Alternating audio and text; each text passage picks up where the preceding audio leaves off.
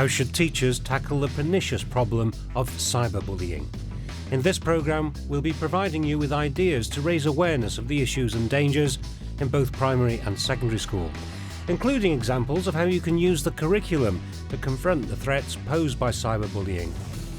We'll also be taking an overview of where teachers and schools can find help to deal with the problem. The programme's been filmed at 2 schools which have developed internet safety policies with support from the organisations ChildNet and Beat Bullying.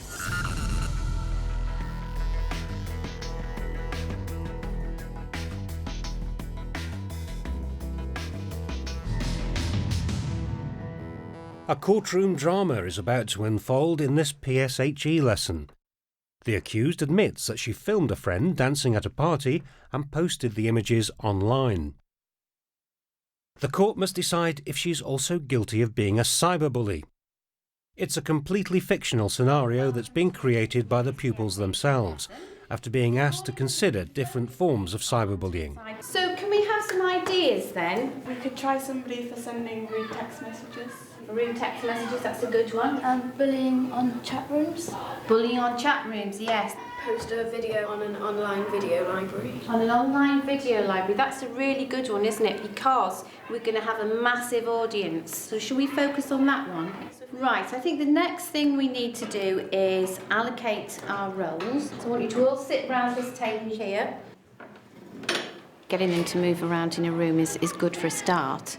Secondly, if they're all sitting together around a table and they're actually thinking about issues and they're bouncing off one another, they're generating ideas and it's sort of scaffolding the learning. What about the prosecutioner? She gave no consent to be put on the website, and it isn't a joke to her because she got picked on for one of those posters.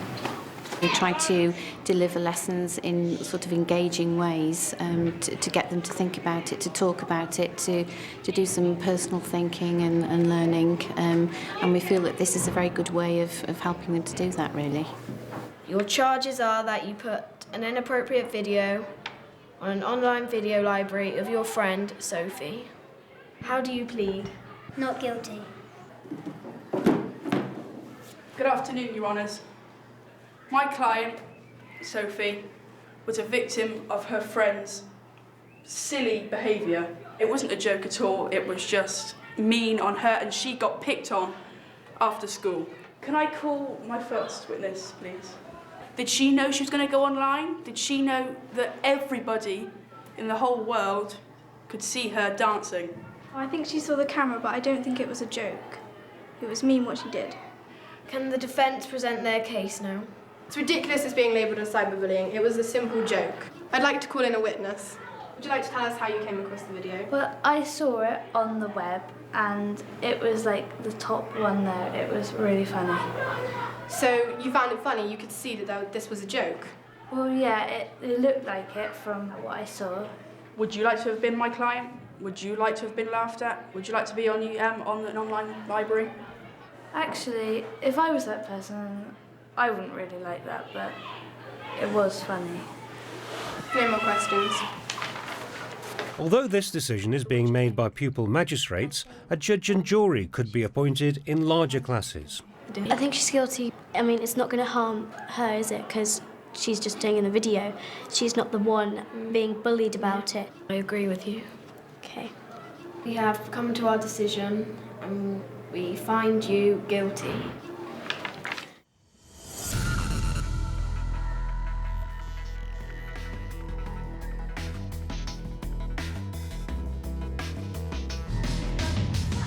Schools are being encouraged to highlight issues surrounding cyberbullying in subjects across the curriculum, rather than relying only on opportunities presented by PSHE or citizenship. In this ICT lesson, pupils are being taught how to create storyboards using stories about cyberbullying. The IT they're using is to create a storyboard using a Word document, creating text boxes to combine pictures and text about the story they're telling. IT is a very good way of getting cyberbullying message across because they can actually show visually how cyberbullying happens and they can talk about and explore ways it can be resolved. Tell us your story. A little boy from secondary school has answered lots of questions in his class and he's got getting bullied on MSN and text messages. So, you know we're doing cyberbullying. You know we're using drama as a means. So, we're going to create these improvisations. In drama, meanwhile, pupils are being asked to act out the impact of cyberbullying. It makes them think about the issues, and it helps them stretch their performance skills. Why do you put those pictures of me on Facebook? What pictures? You know what I'm on about.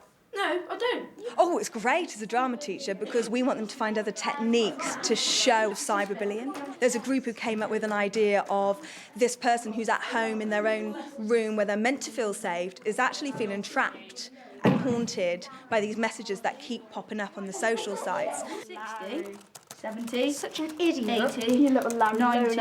You have no idea who's sending them? No, I don't know what to do. Better sleep with one eye open, eh? I don't know what I've done to them. They've come up with some powerful pieces of drama. Watching them, I actually felt really like my stomach had sunk and it was a horrible situation, but that's exactly what they were meant to recreate because that's exactly how it feels. I wish there was somebody I could tell.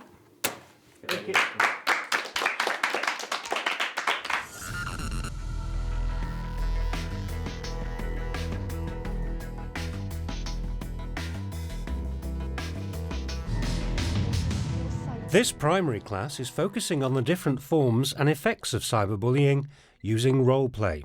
I'll give you each a scenario and I want you to spend just a few minutes discussing your role play idea. Here the teacher guides pupils to particular areas of concern, but then leaves them to think for themselves. And we could put up mean and nasty pictures of her, maybe edited ones to make her look even worse. If someone walks home and then they keep getting prank calls and the first time someone's giggling and then the next time it could be silence. Yeah. So we'll start off laughing at the phone because it's the picture. Because it'd be nasty and yeah.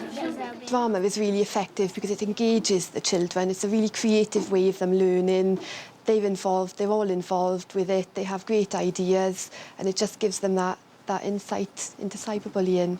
OK, group 2, could you show us your role play, please? Hey, we should prank call those girls over there. Yeah. Hello? Hello? If it were to happen to them, they would know what to do, who to tell, and what forms of cyberbullying could take place. I'm going to get you. They're coming to get us. What are we going to do? It's also suggested that role plays could be developed into presentations for the whole school and also for parents. Look, you've got a message. Oh yeah, so I have. What does it say? I'm watching you. Be very afraid. We should report this straight away. It may appear at first as though it's a joke or it's not harming them in any way, but actually, you know, that mental impact, you know, it really can affect children.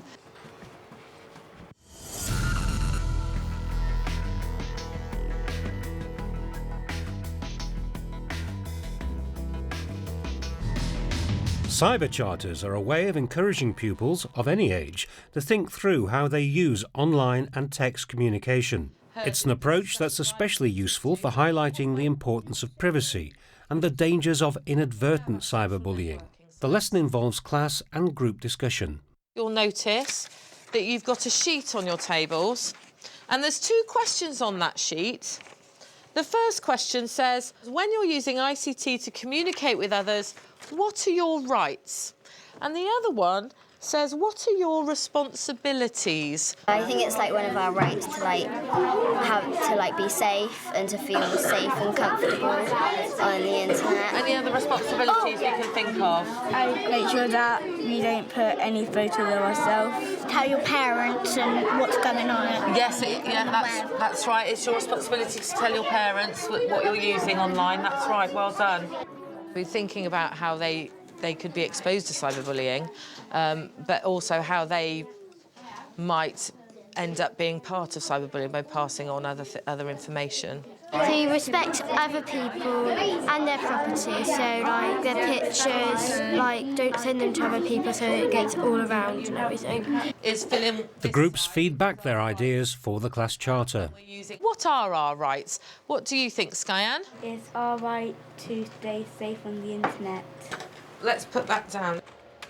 To not be forced to do anything you don't want to do. Lovely, thank you. How our parents have a right to know what's going on. Now I want you to start thinking about what your responsibilities are. Keep your personal details locked up and to never give anybody them. It's your responsibility to tell an adult and see if they can sort it out. I think it's a good way to get the children really thinking about it, and without doing a focused lesson, they don't really have those kinds of opportunity for discussion and sharing their ideas with other children. Charters could also form the basis of a cyber contract, which is signed by every pupil.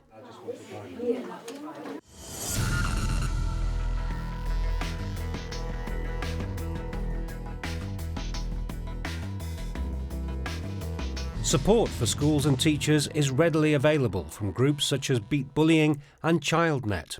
We asked ChildNet's education manager to highlight some of the action that can be taken to protect children from cyberbullying. In terms of resources that teachers can use, there is Safe to Learn that goes into cyberbullying in great detail, what schools can do to prevent cyberbullying, the law that relates to it, and how they can prevent cyberbullying as well. I highly recommend encouraging your pupils to become a little bit more technical, explore the safety features that are available on their favourite services. On the ChildNet KidSmart website, we've got a skills school where pupils, adults, parents or teachers can skill themselves up. They can learn how to block people on MSN. They can also check their privacy settings on social networking sites, so they're not allowing anonymous people onto their accounts. I'd also really encourage teachers to let their pupils know about the new Click Clever, Click Safe code, which is zip it, block it, flag it. The first thing that a teacher needs to do if a child's reported bullying via a mobile phone is to tell them that they've done the right thing in reporting to them in the first instance. Secondly, teachers need to be aware of any policies in place within school if they need to, for example, contact the child protection officer. But what we need to make sure that children do if they're being bullied via a mobile phone is to keep hold of the evidence, so that they've got a record of what's been happening so that they're able to show somebody exactly what's gone on. And of course, perhaps a teacher might recommend that a child reports through to their network provider. Breydon Forest School has been awarded top marks for e-safety after reviewing its policies through an online system designed by the Southwest Grid for Learning. It's called 360 Safe, and what it's enabled us to do is to really check that all the work that we've been doing across the board with our youngsters, with our parents, with our teachers, really fit the bill. For example, the policies section makes sure that you've got a policy that has been developed with the whole school ownership in mind, so everyone is involved. You can find more resources via the Teachers TV website, including dramatisations that you could use as lesson starters in both secondary and primary schools.